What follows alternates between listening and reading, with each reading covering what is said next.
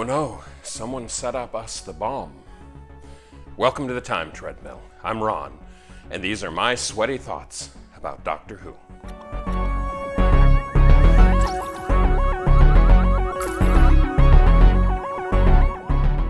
The second half of the arc basically does Planet of the Apes, a couple of years before the movie Planet of the Apes came out. The gist of the plot is that the TARDIS arrives back on the Ark 700 years in the future, where the Monoids have taken over control and the humans are slaves. The Ark has finally reached the planet Refusus, and the Monoids have a plan to land on the planet Refusus, leave all the humans behind, blow up the Ark, and call it a day. They've left behind on the Ark a fusion bomb hidden inside this giant statue.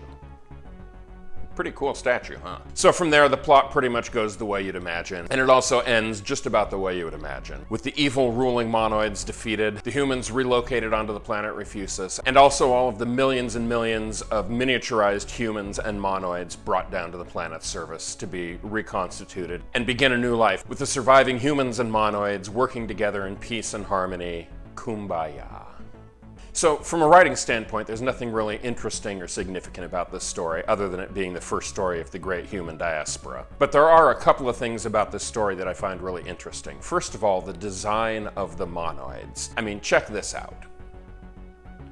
The creature design basically has an actor holding a ping pong ball painted like an eye inside their mouth, and then wearing a giant shaggy Beatles wig covering the rest of their face, which means all of the Monoid actors had to walk around with their head tilted back, staring straight up into the sky. This also means that all of the Monoids move slowly and sluggishly, even more so because their costume has a narrow robe all the way down to their ankles, so they can't take large steps even if they wanted to. I genuinely wonder if there were Monoids just falling over on set during the filming.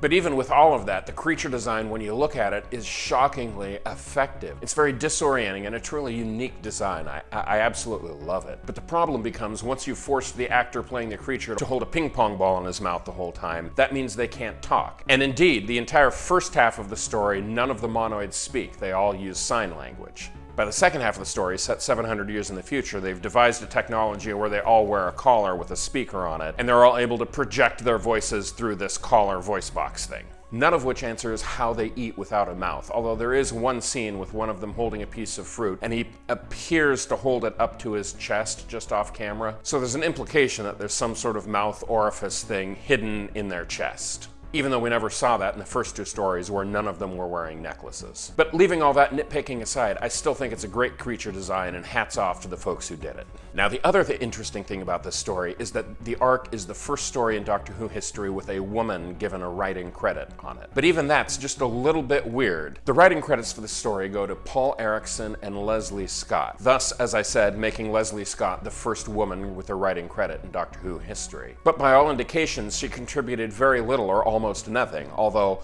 I kind of wonder even if that's the truth. When asked about it several years later in an interview, Paul Erickson said, and this is a quote, he said, "It was a personal arrangement I had with her, which was my own personal business at the time.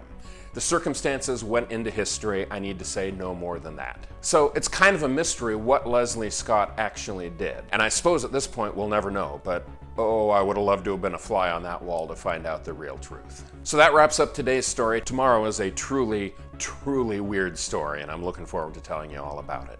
I'll see you then.